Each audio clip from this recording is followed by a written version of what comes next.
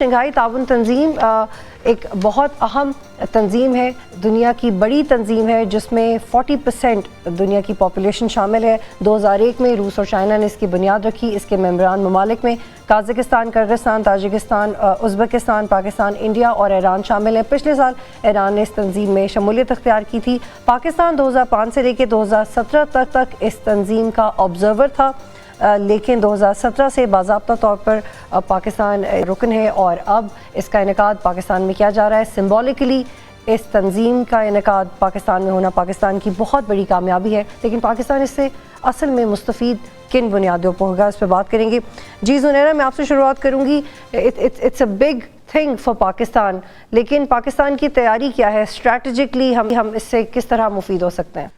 Well بطول basically تو economic forefront is important, کیونکہ ایک تو that is at the heart of S C O, but at the same time peace and security, defence and security strategic way میں اس کو اس وقت side line نہیں کیا جا سکتا because of what is happening in the world. Ukraine war بھی ہے اور غازہ کا فال آؤٹ بھی ہے، اور ایسے حالات میں رشیا کا، ایران کا، چائنا کا، ان سب کا پاکستان کے پلیٹ فارم پہ اکٹھے ہونا، اگر اس کو سمجھ بوجھ کے آگے چلایا جائے تو اٹ کین اچیو اے لاٹ۔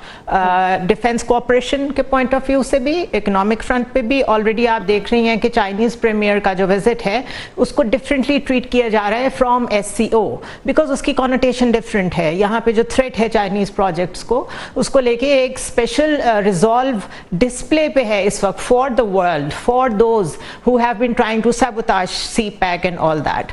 تو اس لیے اس کی ڈائمینشنز بہت زیادہ ہیں۔ پھر سینٹرل ایشین اسٹیٹس ہیں، ایران آپ کے ساتھ بیٹھ رہا ہے، رشیا آپ کے ساتھ بیٹھ رہا ہے۔ I think sky is the limit اگر اس کو صحیح طرح سے ڈیزائن کیا گیا ہو تو فارن آفس کے لیے بھی، ہمارے پلاننگ کمیشن کے لیے بھی یہ بہت ہی نادر موقع ہے چیزوں کو اسٹریم لائن کرنے کا۔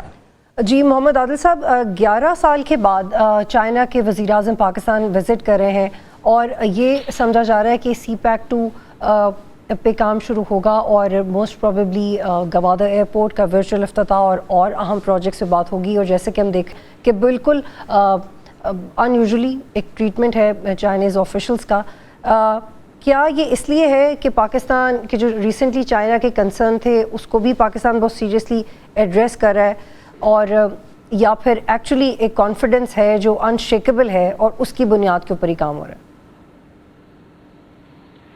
دیکھیں، چائنا کے بھی بہت سارے سٹیکس پاکستان کے اندر ہیں۔ سی پیک ایک بہت بڑا ریجن کا، یعنی کہ دنیا کا سب سے بڑا منصوبہ ہے جو پاکستان اور چائنا کا جو ہے جو اس میں سے گزرتا ہے، اور اس کے علاوہ کراس بارڈر جو ریلوے پروجیکٹس ہیں، چائنا کی جو پاکستان کے حوالے سے جو ان کا جو ایک کنسرن ہے وہ تو ہے سیکیورٹی کو لے کر، اور پاکستان نے بہت حد تک جو ان کے سیکیورٹی کنسرنز جو ہیں وہ جو ہے وہ دور کیے ہیں، اور چائنا بھی اس چیز کو انڈرسٹینڈ کرتا ہے کہ سی پیک سے بہت سارے ممالک کو جو خطے کے بھی ہیں اور انٹرنیشنلی بھی بہت سارے جو ممالک ہیں وہ جو ہے ان کو یہ پروجیکٹ جو ہے وہ کھٹکتا ہے، اور اسی بنیاد پر ایسے حالات پیدا کرنے کی کوشش کی جاتی ہے جس سے دونوں ملکوں کے تعلقات پہ اثر پڑے، سی پیک پہ اثر پڑے۔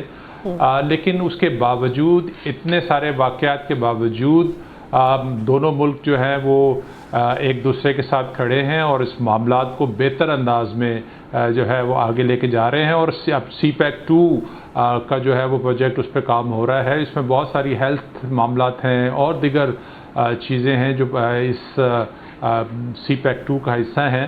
سب سے امپورٹنٹ چیز ہے کہ پاکستان جو ہے اس وقت ریجن نہیں، پوری دنیا میں سفارتی جو توجہ کا مرکز ہے، کیونکہ پوری ریجن میں جو روس اور چائنا ہے وہ پاور کا دوسرا رخ ہے۔ ایک طرف امریکہ ہے، دوسری طرف چائنا ہے، اور جو ہے رشیا ہے، اور دونوں ملکوں کے پرائم منسٹر اس وقت پاکستان کے اندر موجود ہیں۔ اس کے علاوہ جو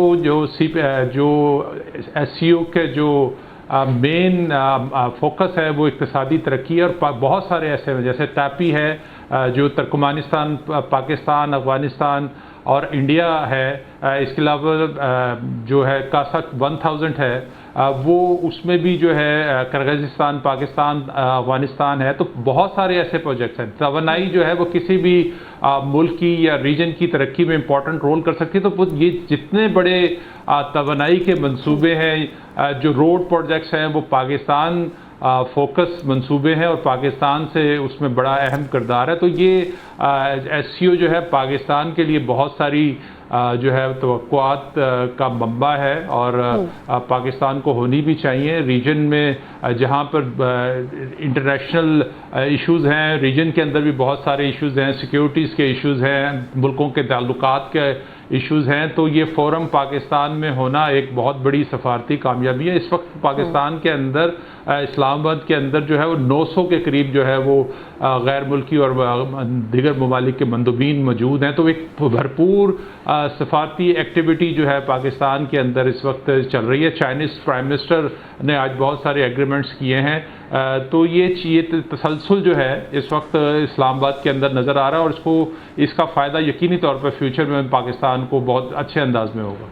जी माजिद, मैं आपको शामिल करना चाहती हूँ। ये कॉन्फ्रेंस जिस वक्त हो रही है उस वक्त इंटरनेशनली भी हम डिस्प्यूट्स देख रहे हैं। मिडल ईस्ट, मशरक़ वस्ता में जंग मज़ीद फैलती जा रही है। पाकिस्तान के अंदर भी पॉलिटिकल अनस्टेबिलिटी को गवर्नमेंट एड्रेस कर रही है। इन सारी सूरत हाल में आप क्या समझते हैं कि पाकिस्तान किस पर्सपेक्टिव से इसको देख रहा है, कि किस एग्जैक्ट यूटिलाइजेशन के तहत हम इसको देख रहे हैं? बहुत शुक्रिया। इस तंजीम का जो माजी है या तारीख है उसमें हमारे लिए सीखने की बहुत सी चीज़ें हैं। उसको जैसे हम अपने हाल से और अपने मुस्तकबिल से जोड़ेंगे तो हमें ये पता चलेगा कि किस तरह से चीज़ों को यूटिलाइज करना होता है, किस तरह से प्लान करना होता है। बुनियादी तौर पे ये तंजीम मिलिट्री कोऑपरेशन के लिए बनाई गई थी, बॉर्डर मैनेजमेंट के लिए बनाई गई थी, क्योंकि रशिया और उससे जो सेपरेट होने वाले ममालिक थे उनके साथ चाइना ने ये ताउन का आगाज किया था। और अगर वो अपने स्टेरियोटाइप सोच में उसी तरह महदूद रहते तो शायद ये चीज़ नहीं हो सकती थी। और 5 साल बाद उन्होंने फिर रियलाइज किया कि हमें इससे मजीद आगे बढ़ते हुए इसको इकोनॉमिक एक्टिविटी के लिए, डेवलपमेंट के लिए, ट्रांसपोर्टेशन के लिए इस्तेमाल करना चाहिए। तो इसलिए पाकिस्तान के लिए इसमें यह सबक है कि हमें कहीं पर रुकना नहीं चाहिए। हमें अपने फॉरेन पॉलिसी के हिसाब से अपने दोस्तों की तादाद में इजाफा करना चाहिए और सिक्योरिटी एंड दीगर जो सिचुएशंस हैं उनको सामने रखते हुए हमें रास्ते निकालने चाहिए, रास्ते महदूद नहीं करने चाहिए। तो ये इस सब सारे बैकग्राउंड के साथ हम जब प्रेजेंट सिचुएशन देखते हैं तो ये पता चलता है कि इसके अंदर इकोनॉमिक कोऑपरेशन और डिफेंस कोऑपरेशन दोनों में हमारे लिए बिल्कुल रास्ते मौजूद हैं। लेकिन उसमें प्रॉब्लम कहाँ पे शुरू होता है वो ये है कि पाकिस्तान की जो अंदरूनी मुआशी सूरत हाल है जिसमें ईज ऑफ डूइंग बिजनेस जो है या फॉरेन इन्वेस्टमेंट कितनी स्मूथ है और उसमें मुश्किलात कितनी कम है, ये वो इम्पोर्टेंट पॉइंट्स हैं कि जिनके ऊपर इंटरनली हुकूमत पाकिस्तान को काम करने की जरूरत है।